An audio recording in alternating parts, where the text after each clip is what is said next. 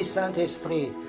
Ton nom est si merveilleux, Jésus. Ton nom est si merveilleux, Jésus. Ton nom est si merveilleux. Ton nom est si merveilleux. Ton nom est si merveilleux, Jésus.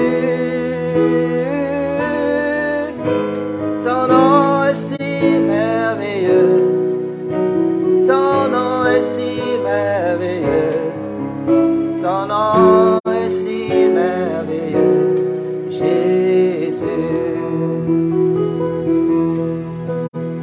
Ton nom est si merveilleux, Jésus.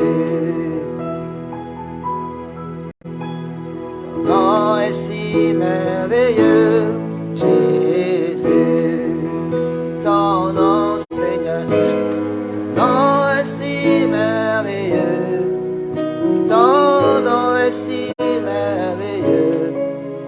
Ton nom est si merveilleux, Jésus. Ton nom est si merveilleux. Ton nom est si merveilleux. Ton nom est si merveilleux, Jésus. Ton nom est si merveilleux. Ton nom est si merveilleux. Ton nom est si merveilleux, Jésus. Ton nom est si merveilleux. Ton nom est si merveilleux. Ton nom est si merveilleux, Jésus. Ton nom est puissant, Seigneur de gloire. Ton nom est digne de recevoir gloire et honneur. C'est par le nom de Jésus que nous sommes libérés, délivrés. C'est pour cela, ce soir, nous voulons te rendre gloire et honneur. Merci, Seigneur de gloire. Merci pour les vies que tu touches et manifestes, Seigneur mon Dieu, ta puissance. Gloire et louange à toi, au travers de ton amour, ta bonté, Seigneur, tu nous amènes à nous élever, à vivre ta gloire, à vivre ta bonté, à vivre ta puissance dans tous les domaines de notre vie. Voilà pourquoi ce soir nous te louons, ô Papa. Voilà pourquoi ce soir nous te rendons tout l'honneur. Béni sois-tu, Saint-Esprit. Gloire et honneur à toi, Seigneur. Oh, Jésus, ton nom est si merveilleux. Ton nom est si merveilleux. Ton nom est si merveilleux, Jésus. Ton nom est si merveilleux. Ton nom est si merveilleux. Ton nom est si merveilleux, Jésus.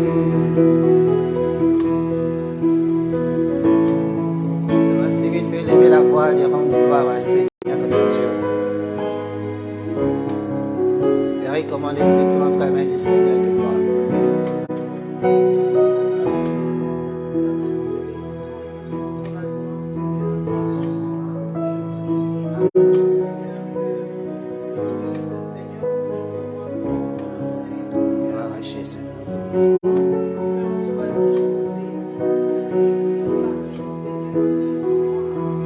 Gloire à ton nom, Seigneur. Gloire.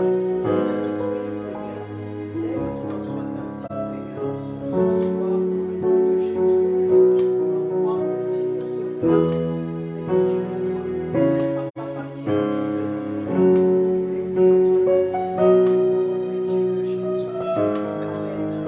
Amen. Ton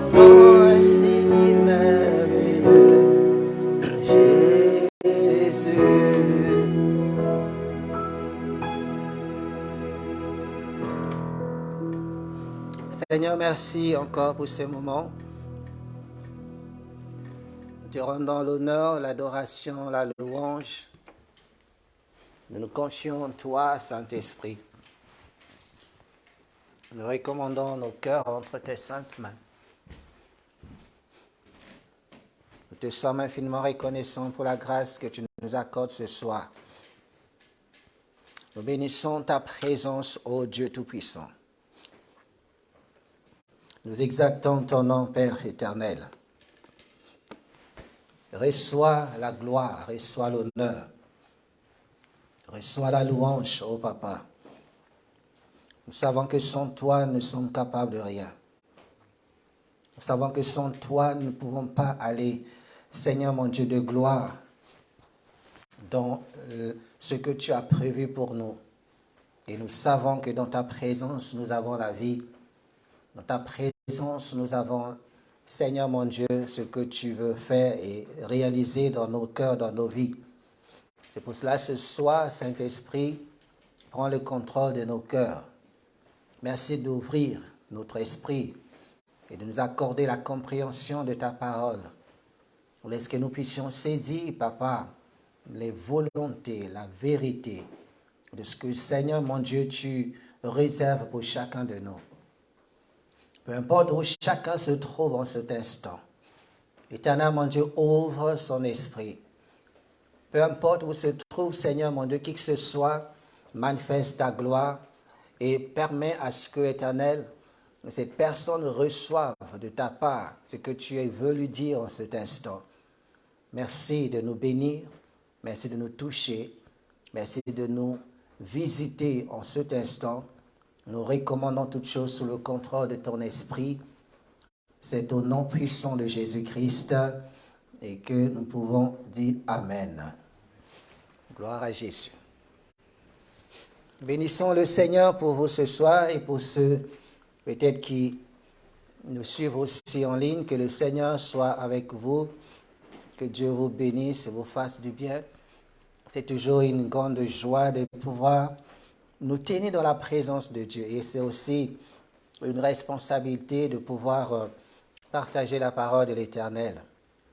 Je bénis Dieu pour ce qui a été donné, ce qui avait été enseigné hier, dimanche plutôt, par sa servante, que le Seigneur vraiment continue encore cette œuvre qu'il a commencée dans sa vie et vraiment bénis Dieu de ce que l'Église est édifiée. Et ce soir, je pense que je vais peut-être clôturer le thème du mois où nous avons commencé. C'était notre mois, c'est notre mois de l'ascension spirituelle.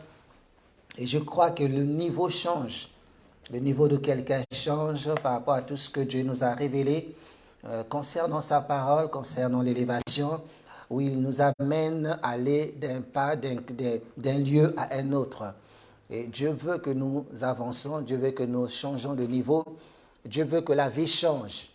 Parce qu'il ne mérite pas que nous restions des années sur place, à faire du surplace et à être toujours les mêmes personnes. Mais Dieu veut que plus l'homme se lève dans sa présence, sa situation, sa condition aussi s'élève. Et cela glorifie Dieu. Quand un enfant de Dieu réussit, c'est la gloire du Seigneur. Et quand l'Église avance, c'est aussi la gloire du Seigneur.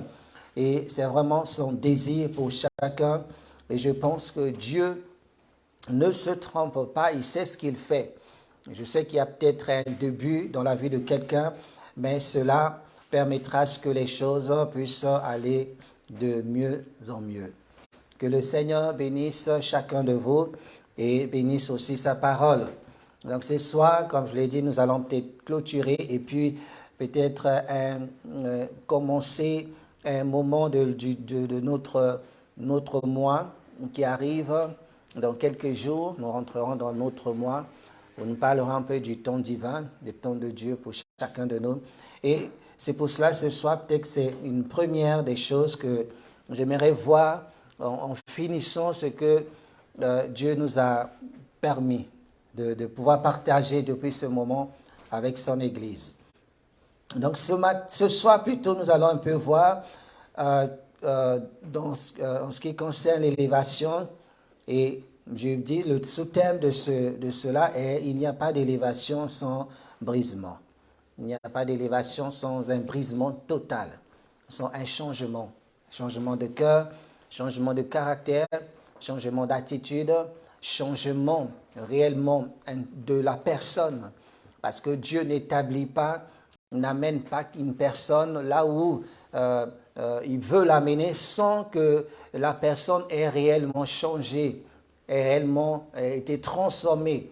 Dieu veille sur ces choses parce qu'il aimerait toujours que ce qu'il peut donner à un homme ou à une femme soit quelque chose qui l'honore, qui le glorifie.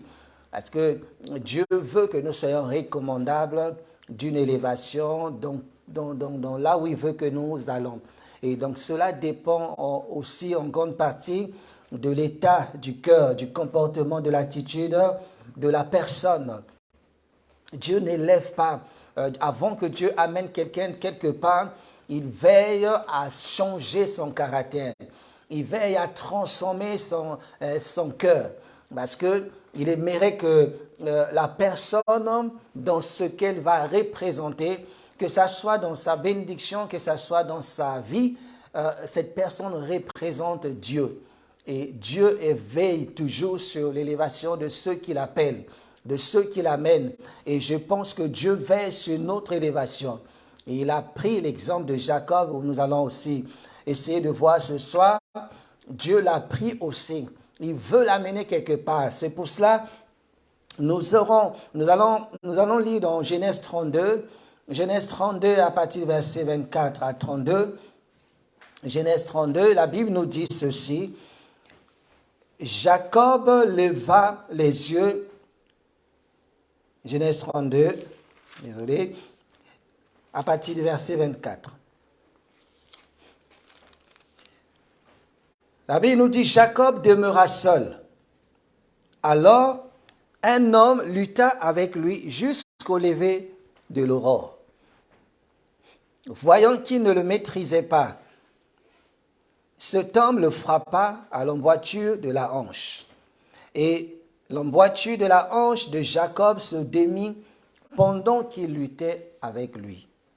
Il dit, « Laisse-moi aller, car l'aurore se lève. » Et Jacob répondit, « Je ne te laisserai point aller, que tu ne m'aies béni. » Il lui dit, « Quel est ton nom ?» Et il répondit, « Jacob. » Il dit encore, « Ton nom ne sera plus Jacob, mais tu seras appelé Israël, car tu as lutté avec Dieu et avec des hommes, et tu as été vainqueur. » Jacob l'interrogea en disant, « Fais-moi, je te prie, connaître ton nom. » Il répondit, « Pourquoi demandes-tu mon nom ?» Et il le bénit là. Jacob appela ce lieu du nom de Péniel, car dit-il, « J'ai vu Dieu face à face et mon âme a été sauvée. » Le soleil se levait lorsqu'il passa Péniel, Jacob boitait de la hanche. C'est pourquoi jusqu'à ce jour, les enfants d'Israël ne mangent point le tendon qui est à l'emboîture de la hanche, car Dieu frappa Jacob à l'emboîture de la hanche au tendon. Alléluia. Dieu a un plan avec Jacob. De la Genèse 28, nous avons vu les débuts de Jacob. Et nous connaissons les raisons pour lesquelles il fallait qu'il parte de là où il se trouvait, chez sa famille, de la maison de sa famille. L'environnement n'était plus favorable pour l'élévation de Jacob. Au fait, lorsque nous voyons bien, Dieu avait déjà un plan pour cet homme. Il avait déjà préparé, il avait déjà dit, lorsqu'il était encore dans le sein de sa mère, Dieu avait déjà élevé cet enfant. Il disait que lui, le premier sera assujetti au deuxième. Donc Jacob avait déjà dans son cœur, il était déjà dans le plan de Dieu. Et lorsque Jacob est venu au monde avec son frère, il y a eu vraiment des temps où Jacob de lui-même, il a essayé de prendre ce que son frère aîné avait. C'est-à-dire, comme certainement sa maman lui avait dit, il est au courant de ces choses, il voulait précipiter la bénédiction de Dieu. L'élévation ne se précipite pas. On ne précipite pas les choses dans la foi. Quand Dieu a dit, cela veut dire que ça va se réaliser, ça va se faire.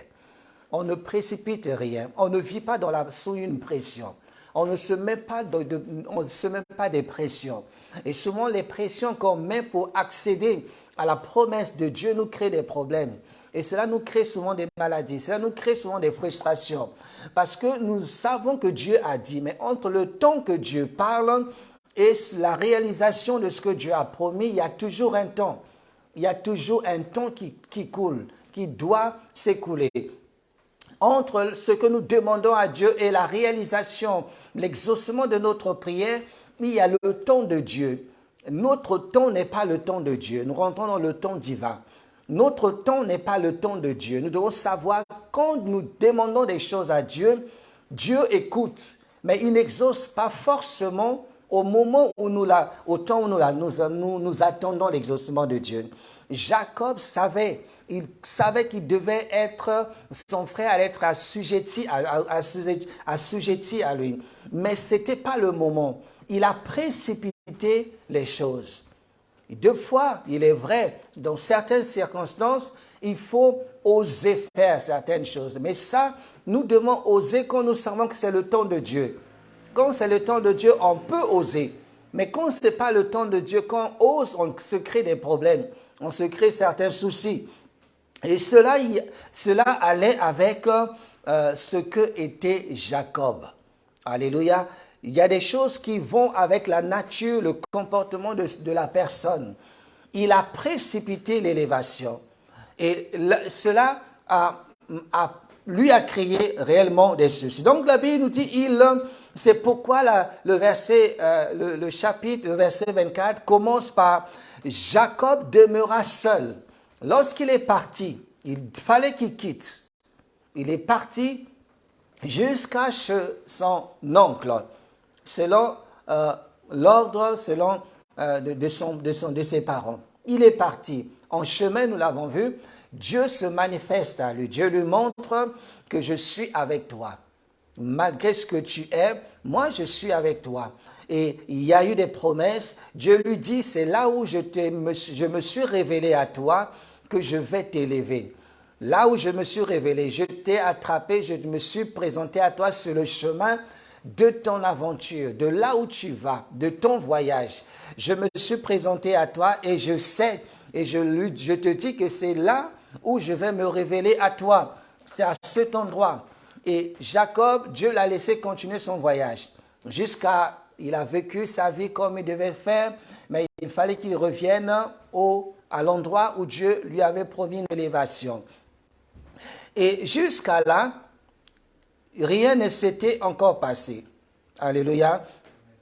Rien ne s'était encore passé. Parce que ce que Dieu allait faire Dieu était en train de préparer ce qu'il allait faire, ce qu'il allait donner à Jacob. Mais, vous voyez, depuis le début jusqu'à pendant son voyage, Jacob, qui veut simplement dire usurpateur, voleur, trompeur, Jacob partit. Il partit et lorsqu'il a vécu sa vie, il a utilisé son temps, il a utilisé ses moments à sa guise, à sa manière, à sa façon à lui, selon ce qu'il était. Alléluia. Il a quitté et il est parti avec cette nature, avec ce cœur, avec ce caractère, avec ses pensées, avec ce qu'il est. Rien n'avait changé. Quoi qu'il ait pu recevoir, la bénédiction, le droit de naissance, la bénédiction. Rien n'avait jusqu'alors changé. Même quand il a entendu Dieu, rien n'avait changé dans sa vie. Il était toujours Jacob. Alléluia. Il y a des temps, il y a des moments où lorsque nous prions et nous réalisons que notre vie n'a pas encore changé, la promesse de Dieu ne s'est pas encore réalisée. Tout simplement parce qu'il y a encore un travail que Dieu aimerait que nous puissions faire. Des choses doivent se réaliser, se faire au fur et à mesure. Vous voyez, Jacob a utilisé son temps à vivre selon sa nature. Vous savez, chacun de nous sera finalement ce dans quoi il a investi son temps. Nul ne peut échapper de devenir ce dans quoi il a investi son temps. Jacob a investi son temps dans ce qu'il était. Tout le temps de Jacob, il a investi à tromper. Il a vécu à usurper. Il a vécu à faire ce qu'il était. Donc, il a utilisé tout ce temps à ne faire que ce qu'il était réellement, dans sa nature. Il a investi son temps à tromper, à voler, à usurper les choses, à voler les choses. Et malgré cela, Dieu savait ce qu'il allait faire. Alléluia. Il savait ce qu'il allait faire. Nous avons des choses. Nous voulons avancer et souvent on est plus influencé par notre caractère que par le don ou la présence de Dieu dans notre vie. On est plus influencé que par notre caractère, plus influencé par des choses que nous voulons avoir, parce que c'est les désirs qui sont dans notre cœur. Mais souvent, ces désirs ne sont forcément pas compatibles à ce que Dieu veut faire. Notre nature, notre caractère souvent charnel n'est pas souvent compatible avec ce que Dieu a promis de faire avec nous. C'est pour cela qu'il y a le temps de Dieu où il doit d'abord ôter, d'abord nous amener à un changement pour que nous puissions recevoir ce que Dieu a réservé pour notre vie. Et Jacob a vécu, a investi tout son temps à tromper les autres, à voler. Jusqu'à lorsqu'il est parti chez son neveu, c'était ce qu'il faisait. Et l'homme ne reçoit que ce dans quoi il investit son temps. Notre élévation dépend de ce que dépend dans quoi nous investissons notre temps. Alléluia. Notre niveau de foi, notre niveau d'avancement avec le Seigneur dépend des choses ou des choses pour lesquelles nous investissons notre temps. Jacob, je prends l'exemple de Jacob, il a investi son temps à faire ce qu'il était, c'est-à-dire à tromper, à voler. Et c'est ce qui fait souvent la plupart des enfants de Dieu, des chrétiens, malgré la promesse de Dieu, malgré que nous prions, nous voyons que nous investissons plus notre temps dans des choses auxquelles dans ce que nous aimons. Souvent, on veut que Dieu fasse. On veut que Dieu transforme notre vie. On veut que Dieu nous donne des choses. Mais souvent, des choses que Dieu veut nous donner, il va le donner en son temps. Pas selon le temps que nous voulons. Mais pendant ce temps, nous continuons à vivre selon les passions de nos cœurs, selon l'élan de notre cœur, selon les désirs qui sont dans notre cœur. Et souvent, ces choses retardent souvent la bénédiction de Dieu ou ce que Dieu veut faire dans notre vie. Nous avons la promesse de Dieu, mais nous continuons à être nous-mêmes. Il n'y aura pas de parce que Dieu aimerait toujours que ce que lui nous donne et la personne à qui il donne les choses soient compatibles. C'est-à-dire que nous soyons un avec la bénédiction de Dieu. Que notre vie ressemble à la bénédiction ou manifeste cette bénédiction. Parce que tu peux être béni étant comme Jacob trompeur, tu vas toujours continuer à tromper pour acquérir, pour avoir des choses. Si Dieu te bénit, tu vas toujours continuer à vivre, à cultiver, à utiliser ton temps à vivre dans le péché, à mentir, à faire ce que tu avais l'habitude de faire, tout en désirant la grâce de Dieu, tout en désirant plutôt l'élévation. Et cela ne peut pas être quelque chose qui honore ou qui glorifie Dieu. C'est pour cela que pendant tout ce temps, Jacob était toujours la même personne. Rien n'avait changé. Tant que le caractère ne change pas, Dieu continuera à travailler pour que ce caractère change, pour que lorsque la personne va rentrer dans la bénédiction de Dieu, elle demeure simple, humble et devient quelqu'un d'agréable. Parce qu'il y a des bénédictions qui changent, qui révèlent l'état interne des personnes. Il y a des bénédictions qui changent les caractères en mal. Il y a des bénédictions qui changent les gens en bien. Mais cela dépend du temps que ça va prendre. Parce que Dieu permet un temps pour que sa sémence prenne forme dans le cœur de la personne. C'est comme une graine, on va semer la graine au sol, elle ne pousse pas tout de suite. Il faut un temps qu'elle s'adapte à la terre, qu'elle s'adapte au milieu et qu'elle soit arrosée chaque jour. Plus on l'arrose, plus elle prend forme. Elle prend forme sous le sol jusqu'au temps favorable dont on voit que cette plante va germer. Et Jacob, pendant ce temps, il avait sa manière de vivre. Il avait sa façon de fonctionner. Alléluia. C'est pour ça que tu occuperas ta place dans ce monde, dans cette vie, selon la manière dont tu auras, ou dans la manière dont tu auras utilisé ton temps. Et la bénédiction dépend de comment tu utilises. Plus tu utilises le temps à être en dehors, à vivre en dehors de la volonté de Dieu, il serait difficile de rentrer dans ce que Dieu avait promis. Dieu lui dit qu'il sera élevé. Il prendra le dessus sur son frère. Mais pendant ce temps, il n'était pas encore prêt. C'est pour ça qu'il y a des choses qui tardent, parce que Dieu sait qu'on n'est pas encore prêt. Un travail doit d'abord être fait. Alléluia. Ton futur dépend de la manière dont tu utiliseras ton présent. Comment j'utilise mon présent? Est-ce que j'utilise toujours étant ce que je suis? Est-ce que j'utilise toujours étant si je continue toujours à pécher? Je continue toujours à mentir. Je continue toujours à maintenir, être un orgueilleux. Je continue toujours à critiquer, à faire du mal. Je continue toujours à parler mal, à accuser les autres. Est-ce que je continue toujours parce que sans cela, si je ne considère pas ces choses, il n'y aura pas du nouveau dans ma vie. Parce que Dieu veut d'abord renverser. Il a dit, tant que l'ancien temple existe, il n'y aura pas question du deuxième temple. C'est-à-dire, tant qu'on ne détruira pas d'abord le temple de la chair, il ne peut pas reconstruire un temple nouveau. Tant que le vieux vêtement n'est pas, on peut pas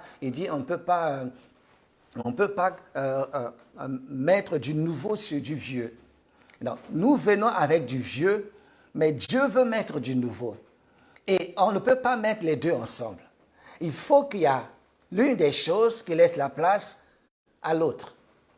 Alléluia. C'est pour ça qu'il faut un changement pour apprécier ce que Dieu veut faire avec nous. Donc c'est pour cela, Dieu, à ce moment, la Bible nous dit, Jacob demeura seul.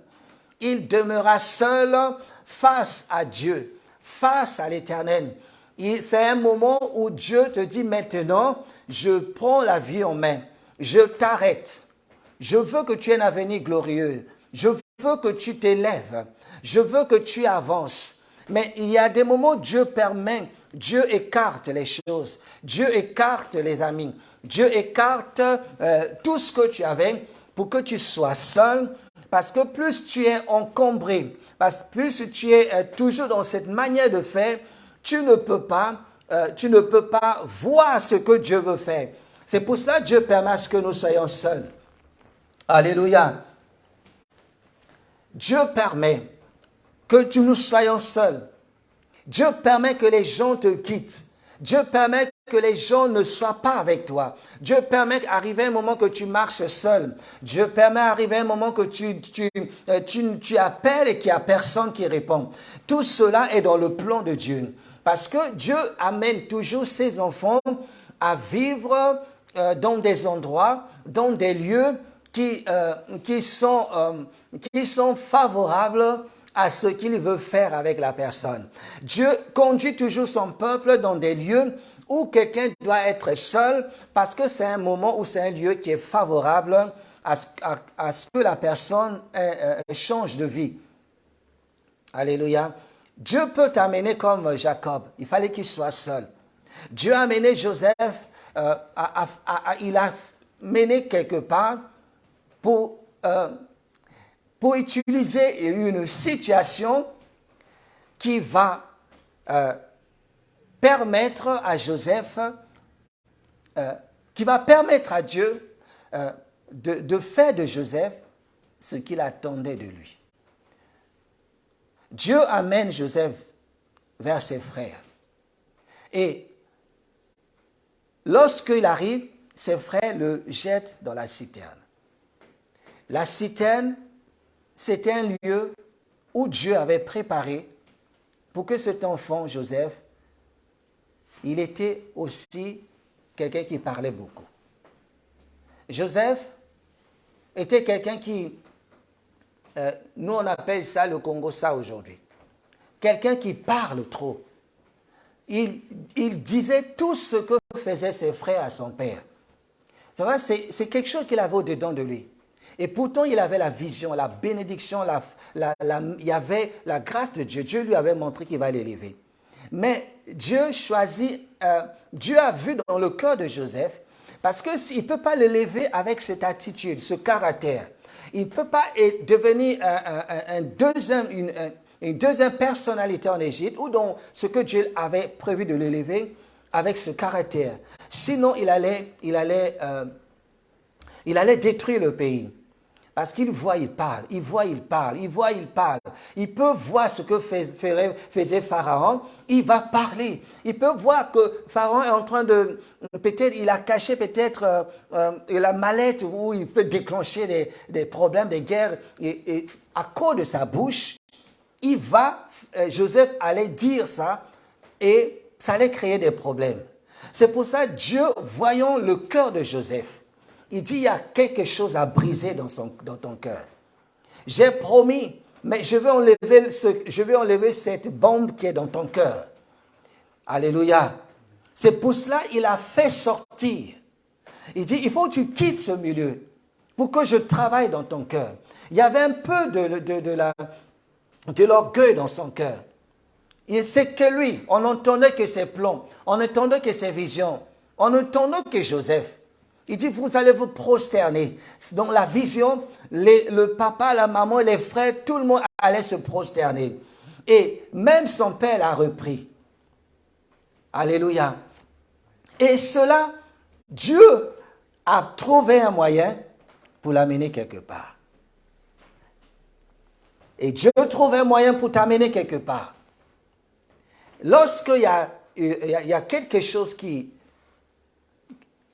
tarde encore, quand la bénédiction de Dieu tarde, cela veut dire que Dieu est en train d'œuvrer. Dieu est en train de travailler, de préparer quelque chose de bien. Dieu sait ce qu'il fait. Alléluia. Il sait, il dit, lorsqu'il a ramené cet homme, Jacob, il demeure seul. Seul face à l'Éternel. Tu devrais considérer la manière dont tu es en train d'utiliser ton temps aujourd'hui et de savoir ce que sera ton futur. Considère la manière dont tu utilises ton temps. Est-ce que tu l'utilises toujours à faire du mal, toujours à créer des problèmes, ou tu l'utilises à encourager les autres? Tu seras ce à quoi tu utilises ton temps, tes temps libres.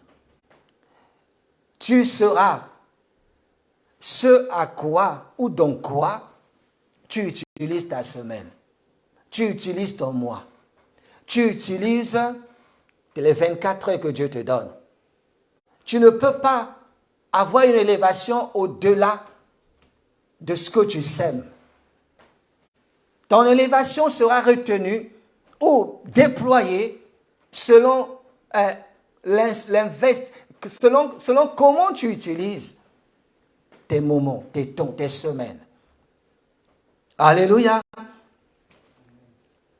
Tout ceci dépendra de ce à quoi tu utilises ton temps. C'est pour cela, tu n'as pas besoin d'être pris au dépourvu. Tu ne seras pas étonné si les choses n'avancent pas. Tu dis, oh, je suis surpris, je suis étonné. Non, il n'y a pas d'étonnement. Les gens sont étonnés de voir que la vie ne change pas. De voir que malgré qu'on jeûne, ça ne bouge pas. Tu ne peux pas être étonné. Tu es encore Jacob. Il y a encore des choses à briser encore. Sans un brisement, tu ne seras pas Israël. Sans un brisement, tu ne seras pas élevé. Les hommes vont t'élever, mais pas Dieu. Alléluia. Ou tu peux même t'élever toi-même, mais ce n'est pas Dieu. Parce que Dieu veille, il regarde que sur le parcours, tu es encore Jacob. Il faut une vraie conversion pour que l'élévation soit authentique. Alléluia. Il y a des personnes qui cherchent l'élévation mais ne veulent pas se convertir. Elles se sont repenties mais résistent à la conversion. Tu te repentis de quelque chose. Pardonne-moi, je change la manière de parler, de vivre, de prier, d'être avec les autres. Mais il manque la conversion. La conversion veut dire fais demi-tour. C'est-à-dire, j'ai pensé que c'est mal, mais je fais demi-tour. Je change. Je n'irai plus dans ce sens. Je ne parlerai plus de cette manière. Je ne ferai plus de telle chose. Je me suis repenti, oui, mais qu'est-ce qui authentifie cela? C'est la conversion. Et c'est pour cela, Dieu l'amène, il demeure seul. Peut-être que tu es seul aujourd'hui. Peut-être que tu es seul et tu ne vois pas d'abord la gloire de Dieu. Tu dis, Seigneur, j'ai prié, mais rien ne va. Dieu ne m'entend pas. Si Dieu entend. Peut-être pendant ce temps que tu es seul, Dieu est en train de faire quelque chose. La Bible nous dit, pendant qu'il était seul, et il y a eu, Dieu s'est manifesté. Le verset, il dit, alors un homme lutta avec lui jusqu'au lever de l'aurore. La Bible dit, il lutta. Quand il y a une lutte, ça veut dire qu'il y a vraiment comment on peut dire, il y a vraiment une résistance. Sinon, ça allait se faire tout de suite. Mais l'homme lutta. L'homme résiste. On résiste encore. Dieu dit coupe ça. L'homme résiste. Dieu nous dit arrête de faire ceci. Arrête de parler ainsi. Arrête de calomnier. L'homme résiste. C'est pour ça qu'il y a une lutte. La Bible dit, nous n'avons pas lutté contre la chair et le sang, mais contre les dominations. Alléluia. Mais là, Jacob lutte pour sa conversion. Il lutte pour son élévation. Il lutte parce qu'il y a quand même une résistance. Et beaucoup aujourd'hui résistent. Les hommes résistent à la parole de Dieu. C'est pour ça qu'il y a la lutte. On lutte. On lutte avec notre chair. On lutte avec notre caractère. On lutte avec notre comportement. On lutte. On ne veut pas. On a le désir, mais on n'arrive pas à changer, à vivre autrement, à marcher autrement. On résiste encore. On s'endurcit même. Il y a la lutte. Et beaucoup luttent aujourd'hui. Nous luttons encore. Parce que des choses se sont tellement ancrées dans notre ADN. Et Jacob est né avec. Et nous sommes nés avec ce caractère. Et beaucoup sont nés avec cela. Et ça demande un travail. La Bible nous dit, il lutta avec lui jusqu'au lever du soleil. Jusqu'au lever du soleil. Et beaucoup luttent encore. Je ne sais pas avec quoi tu luttes aujourd'hui. Je ne sais pas quel est ton combat. Tu luttes. Dieu t'a dit, arrête. Mais tu luttes, tu résistes. Jusqu'à ce que tu aies cédé, Dieu ne peut pas passer à autre chose. Alléluia. Les hommes luttent. On lutte avec la parole de Dieu. On lutte avec certaines choses. C'est un combat. On a du mal à céder, on a du mal à obéir. On a du mal à croire à ce que Dieu veut faire avec nous. L'homme lutta. Il lutta avec lui jusqu'au lever de l'aurore. Le verset 25, la Bible dit, voyons qu'il ne le maîtrisait pas. L'ange, voyez que c'est tellement difficile. Et il dit, voyons que l'ange ne maîtrisait pas Jacob. Voyons qu'il ne le maîtrisait pas. Et Dieu a encore du mal à nous maîtriser. Et c'est pour notre bien, mais c'est tellement, on ne veut pas abandonner, on ne veut pas lâcher. On ne veut pas dire, Seigneur, je t'offre, je me laisse. On résiste. Et même Dieu essaie de travailler. Dieu n'arrive pas encore. Vous voyez, l'ange ne maîtrisait pas encore. Il y a quelque chose qui n'est pas encore maîtrisé par Dieu. Et voyons qu'il ne maîtrisait pas encore cet homme le frappa à l'emboîture de la hanche. Et vous voyez, il y a des choses qui peuvent se faire simplement, facilement. Mais comme il y a une résistance atroce, il y a comme un endurcissement. On est tellement durci, la haine a tellement durci, la colère a tellement durci, l'orgueil a tellement durci, l'incompréhension a tellement durci. Tous on prend à l'envers. Il y a tellement cet endurcissement que souvent Dieu est obligé de frapper. Frapper, c'est-à-dire, il t'amène dans une situation. Il permet cela. C'est pour ton bien. Il a permis la situation de Joseph jusqu'à ce qu'il vive ce qu'il a vécu. C'est parce qu'il était tellement endurci. Dieu veut t'élever. Et si aujourd'hui, tu vois des résistances, c'est parce que Dieu permet. Il arrive souvent à des moments, il est obligé de te frapper. Il a frappé Jacob à l'emboîture de la hanche. Il a brisé cet homme. Des fois, tu n'es pas obligé de rentrer dans ton élévation étant brisé, étant humilié, étant abandonné. Tu n'es pas... Mais souvent, il y a selon ce que Dieu veut faire avec quelqu'un, il est obligé. Parce que la Bible nous dit que large et spacieuse est la porte qui amène à la perdition. Mais resserrée est celle qui amène à la bénédiction. On ne peut pas entrer avec tous nos bagages. On ne peut pas, Dieu doit couper, il dit laisse ce bagage, laisse celui-ci, laisse celui-ci. Et souvent quand on résiste à laisser ces bagages, Dieu est obligé d'intervenir. Il frappe. C'est-à-dire, il permet une situation où c'est dur comme du béton. Il frappe à l'emboîture de la hanche et l'emboîture de la hanche de Jacob se démit pendant qu'il luttait avec lui. Pendant qu'il luttait. Dieu est obligé de frapper. Et souvent, on ne comprend pas pourquoi on souffre. On ne comprend pas ce que Dieu est en train de faire avec nous. On ne sait pas voir cela. Et Jacob souffrait. Lorsqu'on te brise, ça fait mal. Lorsqu'on te frappe, c'est une souffrance. Et souvent, les gens vous disent, mais Dieu m'a abandonné.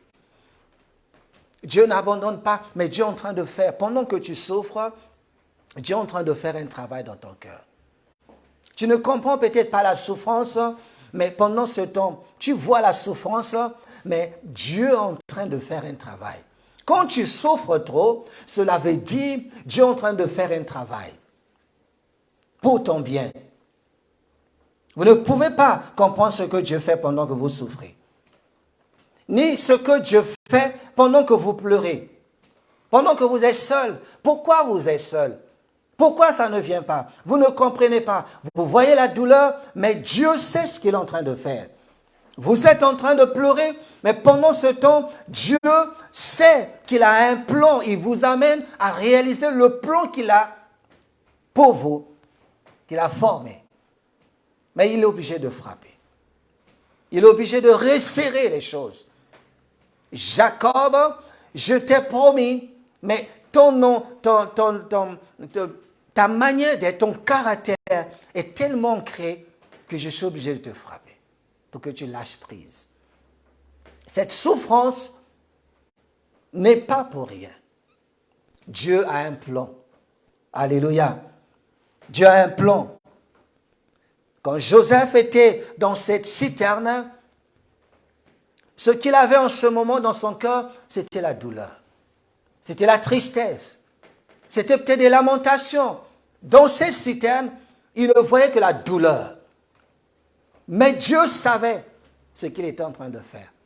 Pendant que tu regardes la douleur, Dieu sait ce qu'il est en train de faire. C'est un moment de tristesse, d'angoisse, peut-être de regret. Mais Dieu sait ce qu'il est en train de faire. Il faut qu'il le fasse. Il faut que tu passes par là. Alléluia. Il sait ce qu'il est en train de faire. Il est obligé de nous amener dans des endroits ou dans des lieux où nous fait passer par des situations où il sait que cela est favorable pour obtenir ce qu'il a mis en nous. Il y a des choses que Dieu a mis en chacun de nous ne peuvent sortir, Dieu peut les exploiter que dans certains endroits, dans certains lieux, dans certaines circonstances. Et souvent, dans certaines situations, les hommes deviennent dociles, obéissants. Et Jacob a cédé. Au bout de combien de temps? On résiste tellement et notre résistance crée des douleurs. Et pendant qu'il y a la douleur, Dieu est en train de faire un travail. Tant qu'il n'y a pas de douleur, la personne ne comprendra pas. C'est pour cela que Joseph, il passe de douleur en douleur. Et Jacob a souffert. Quand on te brise, ça fait mal. Quand on te ferme les portes, ça fait mal. Tu es habitué aux gens autour de toi, mais c'est quand tu te passes une période où tu es seul, dis-toi, Dieu est en train de faire un travail pour toi. Dieu est en train de te briser pour te donner quelque chose de mieux. Dieu est en train de changer ton caractère. Dieu est en train de ôter ce qui est du monde pour mettre ce qui vient de sa part. Il ne peut pas le faire ensemble, non. Il ne peut pas te donner, t'élever tel que tu es. Il doit briser, enlever quelque chose. Une plante, une sémence, lorsqu'on sème une graine, il faut qu'elle meure pour porter la vie, pour donner la vie. Jésus a dit, je suis venu afin que mes brebis aient la vie. Mais comment avons-nous obtenu cette vie? Il fallait que Jésus meure. Qu'il accepte la mort. Et lorsqu'il est revenu, il nous a amené la vie. Alléluia. S'il n'était pas ressuscité, on serait encore en train de souffrir. Il n'y a pas de vie sans mort. Il faut que ça meure. Et quand ça revit, on dit, oh, gloire à Dieu. La vie doit mourir. Les intérêts doivent mourir. L'orgueil doit mourir. Le péché doit mourir. Dieu doit prendre la place. Il faut qu'il prenne la place. Alléluia. Il faut qu'il prenne la place. Lorsque tu verras ta vie, tu dis, oh, ça c'est Dieu. Si ce n'était pas Dieu, je ne pourrais pas être là où je suis. Si ce n'est pas lui, j'ai vécu des douleurs. J'ai vécu de l'humiliation. Pensez un peu à Ruth. Pensez un peu à Rahab. Quelle louange pouvait-elle avoir? Comment pouvait-elle adorer Dieu? Elle passe de l'humiliation, de la vie qu'elle avait, à la gloire. Et entre ce passage, il y a un sacrifice, il y a un brisement, il y a une souffrance. Jésus a souffert par des choses qu'il a vécues. Et Dieu lui a donné le nom qui était au-dessus de tous les noms. L'élévation passe par le brisement. Dieu n'élève pas les orgueilleux. Dieu n'élève pas ceux qui sont orgueilleux. Il résiste aux orgueilleux. Et s'il y a de l'orgueil, Dieu n'élève pas un orgueilleux. S'il y a un caractère dur, difficile, Dieu non, il faut qu'il brise. Il te ramène vers le bas pour que tu admires et apprécies l'élévation. Tu dois tomber. Si un grain ne tombe et ne meurt, il ne peut porter du fruit. Alléluia. Dieu te brise. Et voyez, lorsque tout ce que Dieu veut, c'est d'obtenir ce qu'il a mis en vous. Tout cela, il va obtenir ce qu'il a mis. Et tant que tu continues à résister, il ne peut pas faire, il ne peut pas apporter un changement. Jacob avait réussi pour le monde, mais pas pour Dieu. Parce que pour Dieu, il fallait que Dieu lui-même soit l'auteur de son élévation. Et ce qu'il avait reçu, la bénédiction qu'il avait eue, tout ce qu'il avait gagné, il allait le perdre quand il aurait affronté son frère Ésaü. Avant qu'il y ait cet affrontement, Dieu dit non, il faut que ça change. Dieu a dû le briser. Et quand il s'est levé devant son frère, c'était un homme brisé, un homme transformé, un homme humble. Et c'est là où Dieu dit, quel est ton nom? Et il répondit, Jacob. Il dit toujours Jacob.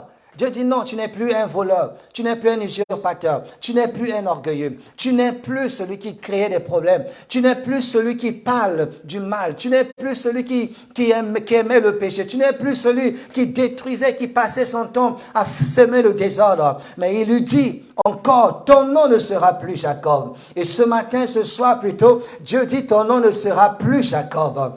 Tu ne seras plus celui qui échouait. Tu ne seras plus celui qui ont rejeté. Tu ne seras plus celui qu'on maltraitait. Tu ne seras plus celui qu'on piétinait. Tu ne seras plus celui qu'on les gens se moquaient de lui. Tu ne le seras plus, Jacob, mais tu seras appelé Israël. Car tu as lutté avec Dieu et avec des hommes et tu as été vainqueur. Notre Dieu, c'est un Dieu d'amour, de miséricorde. Il a donné à chacun de nous une journée de 24 heures. Et la manière dont les 24 heures que nous avons sont utilisées aujourd'hui pourrait déterminer si la personne concernée sera capable d'utiliser les 24 heures de demain. Donc, nous regardons ce que nous investissons chaque jour, à chaque heure, tout en s'attendant à ce que Dieu fasse. Alléluia.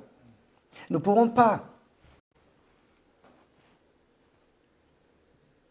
pas utiliser nos 24, on peut les utiliser. Les 24 heures que nous avons, elles peuvent être utilisées à dormir ou à travailler. Elles peuvent être utilisées à étudier ou à jouer. Elles peuvent aussi être utilisées à lire d'autres livres ou à lire la Bible, pour se fortifier, pour se remplir, pour s'encourager. Elles peuvent aussi être utilisées à aller à l'église ou à aller dans des bars. Nous ne serons pas surpris du résultat.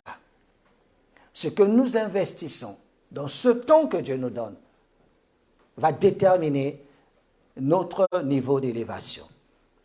Et Jacob a vécu en utilisant son temps à faire le contraire de ce que Dieu voulait de lui. Et ce soir, peut-être c'est le cas de quelqu'un, peut-être que c'est toi ou c'est moi.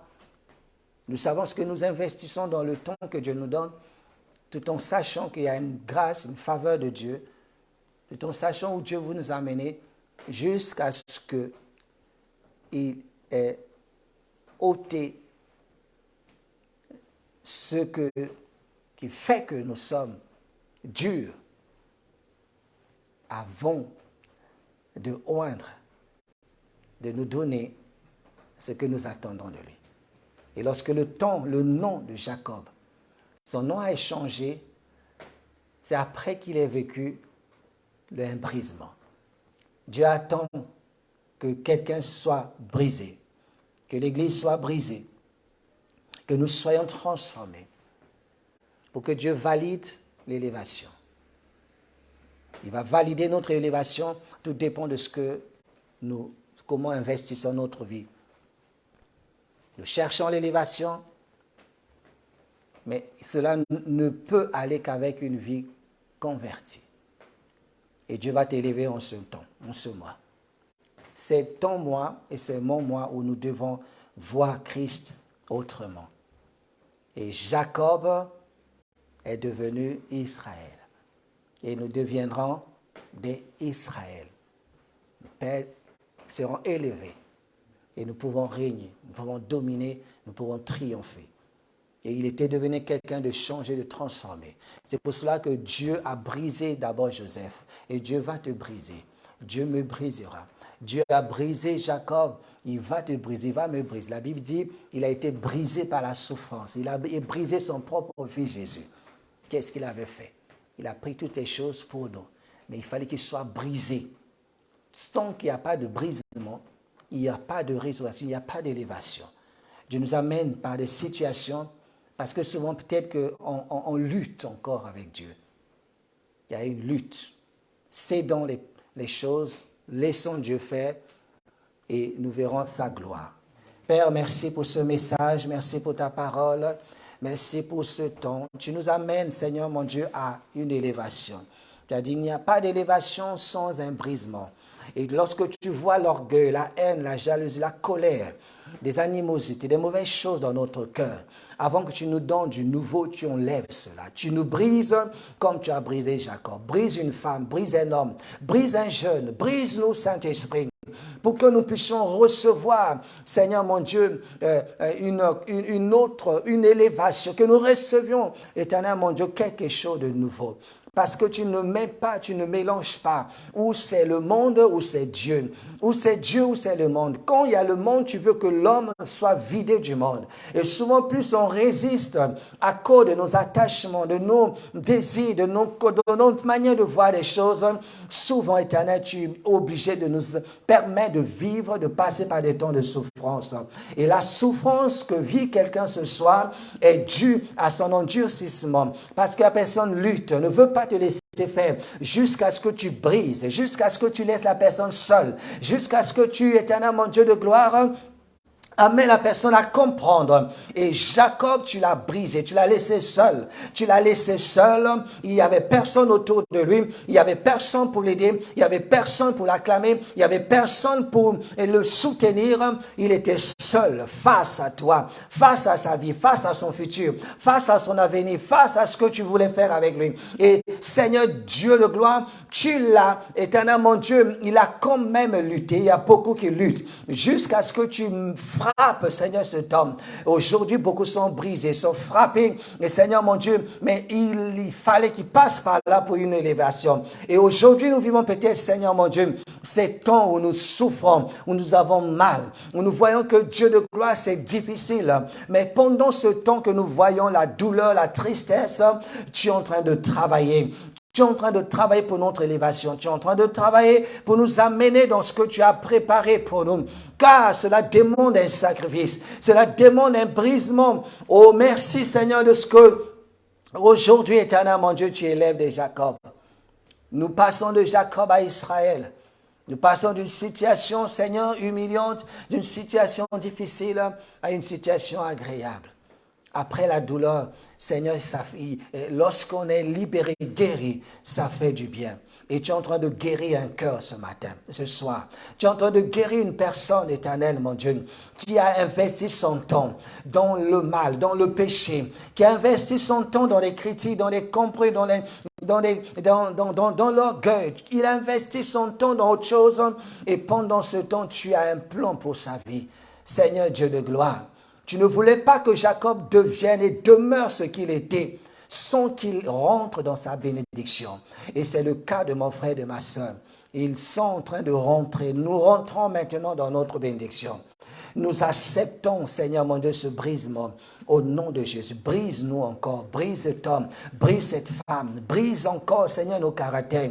Brise, Seigneur mon Dieu, cette carapace qui est dure, qui est difficile. Seigneur, brise encore, brise pour qu'il y ait des eaux vives, brise pour qu'il y ait l'eau de la vie, brise pour qu'il y ait la guérison Brise, éternel Dieu de gloire, les cœurs endurcis pour qu'ils reçoivent et soient malléables, puis qu'ils soient simples comme des colombes afin de vivre la gloire de Dieu. La situation est en train de briser telle personne. Seigneur, la condition est en train de briser, mais Dieu, cela, tu sais que nous ne resterons pas, la personne ne restera pas dans la situation indéfiniment, parce que quand la personne continue à endurcir son cœur, tu es obligé de frapper.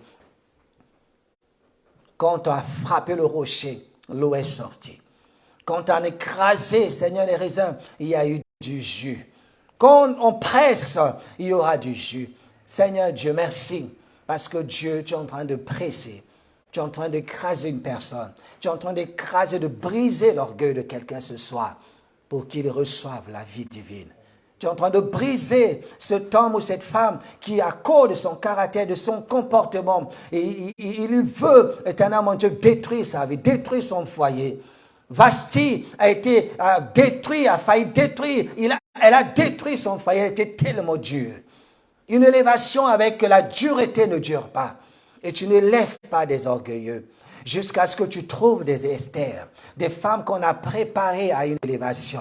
Tu l'as préparée à une élévation. Tu prépares ma soeur à une élévation. Tu es en train de préparer mon frère à une élévation. Tu es en train de nous préparer à une élévation. Voilà pourquoi nous vivons ce que nous vivons. Nous voyons ce que nous voyons. Seigneur Dieu, brise-nous pour que l'eau de la vie sorte. Pour que le bien sorte. Joseph s'est calmé. Il n'a plus parlé. Il était humble parce qu'il a vécu, il a compris. Et Seigneur, quelqu'un comprend ce soir son état. Quelqu'un comprend pourquoi ça n'avance pas, ça ne décolle pas. Il y a une dureté, un endurcissement sur quelque chose que tu lui dis souvent, mais qu'il ne veut pas abandonner. Sur quelque chose qu'il lutte, Seigneur, mais qu'il ne veut pas abandonner. Voilà pourquoi la personne souffre. Une fois que la personne aura compris et abandonné, elle verra l'eau de la vie couler. Cette femme, tant qu'elle n'a pas cédé à la parole divine, elle ne pouvait pas être libérée. Elle avait des aventures. 5 maris. Et elle était au 6e jusqu'à ce que tu arrêtes cela. Seigneur, cet homme est resté 38 ans au bord de la piscine de Bethesda parce qu'il s'est retrouvé seul. Jusqu'à ce que tu lui dises, c'est maintenant le temps. Lève-toi. Arrête ce que tu veux. Arrête de t'endurcir. Et la personne s'est levée. Et quelqu'un se lève. Quelqu'un se lève. Au nom de Jésus. Des hommes sortent du gouffre. Ils sortent de là. Des familles sortent de ces gouffres. De la bouche du poisson comme Jonas. Jusqu'à ce qu'il ait compris dans ce ventre, il s'est repenti. Tant qu'il n'avait pas compris, tant qu'il n'avait pas accepté de changer, il serait resté dans le ventre du poisson. Seigneur, il y a des poissons, des baleines ouvrent la bouche pour vomir. Des hommes qui ont compris, des familles qui ont compris et qui rentrent dans l'élévation.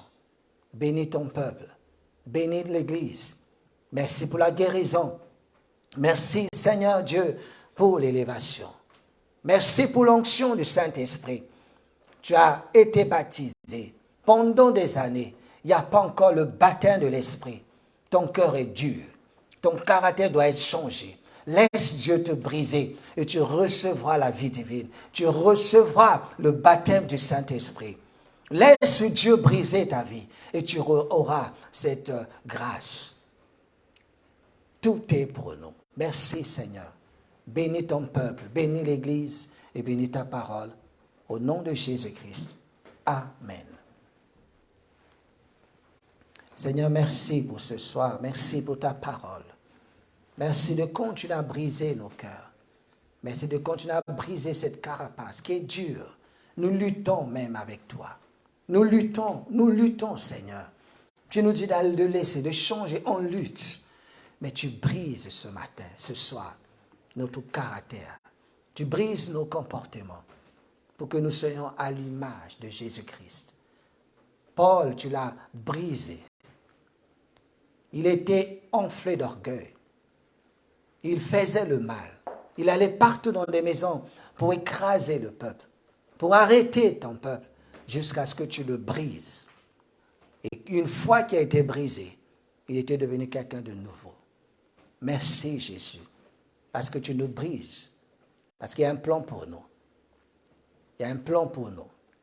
Jacob a été brisé et tu nous brises. Nous sommes des Jacob. Brise-nous au nom de Jésus.